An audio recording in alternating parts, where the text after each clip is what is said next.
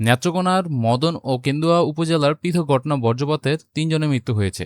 নিহতরা হলেন মদন উপজেলার জয়পাশা গ্রামে ইটভাটা শ্রমিক রাজীব মিয়া, কেন্দুয়া উপজেলার দিগলি গ্রামের শামসুল হুদা এবং ডাউকি গ্রামের আশরাফুল ইসলাম। পুলিশ ও স্থানীয় সূত্রে জানা গেছে, বুধবার সকালে বৃষ্টির মধ্যে বাড়ির সামনে মাছ ধরতে যান মদন উপজেলার জয়পাশা গ্রামের বাসিন্দা রাজীব মিয়া। হঠাৎ বজ্রপাতে হলে তিনি গুরুতর আহত হন। ঘটনাস্থলেই তার মৃত্যু হয়। মাত্র ২৫ বছর বয়সী রাজীব স্থানীয় একটি ইটভাটায় শ্রমিক হিসেবে কাজ করতেন। তার আকস্মিক মৃত্যুতে পরিবার ও এলাকা জুড়ে নেমে এসেছে শোকের ছায়া। এদিকে একই সকালে কেন্দুয়া উপজেলার মরাইল বিলে মাছ ধরতে যান শামসুল হুদা।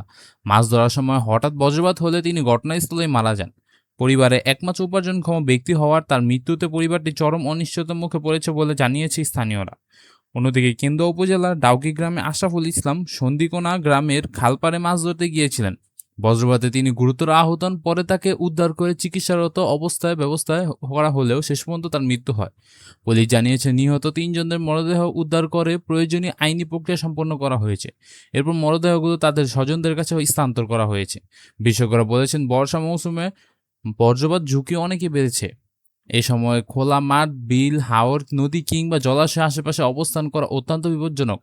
বজ্রপাত শুরু হলে দ্রুত সময় নিরাপদ স্থানে আশ্রয় নেওয়ার পরামর্শ দিয়েছে তারা। একই সঙ্গে প্রশাসনের পক্ষ থেকে সবাইকে সতর্ক করার আহ্বান জানিয়েছে তারা।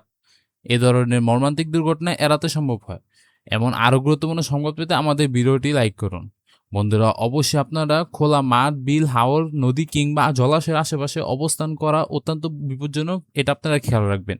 বজ্রপাত শুরু হলে দ্রুত নিরাপদ স্থানে আশ্রয় নেবেন। তো এই ছিল ভিডিওটি। দেখা হবে নতুন কোনো ভিডিওতে। সে পর্যন্ত ভালো থাকবেন। Take care. আল্লাহ হাফেজ।